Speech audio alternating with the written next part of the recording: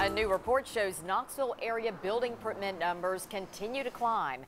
There are more than 2,000 permits so far this year, and researchers believe that number could double by December. As 10 News reporter Stephanie Haynes tells us, the trend, again, likely to continue to go up. Stephanie? Robin and John, that's right. The data is compiled by Market Edge. It's a Knoxville-based marketing firm, and it keeps track of building permits for Knoxville and its 8 surrounding counties. And builders say there's still a lot of land out there to develop. When he got a promotion, Ralph Casamasina bought a house in Carnes and moved the whole family. And had always hoped to be able to someday move down to the area. We could not be happier. He said it was an easy find thanks to realty and all the development.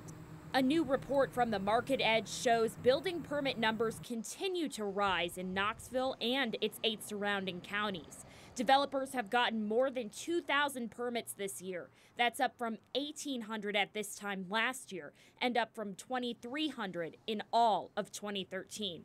Researchers believe we'll see 4,000 by the end of 2018. And that's mostly in the northwest part of Knox County. According to the MPC, that's the fastest growing sector. And these areas here show where the most building permits are sought. The Knoxville housing market continues to be going at full pace. Developers say there's a few reasons for this. First, we're seeing recovery from the recession.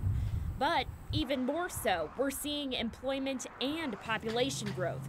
The problem for developers is trying to keep up with the demand. So as builders start moving into and taking on more projects, they're suffering a little bit by not being able to get the projects done as quickly enough to meet the consumer demand. MPC data estimates about 462,000 people live in Knox County. That's up from 383,000 in 1990. Robin and John.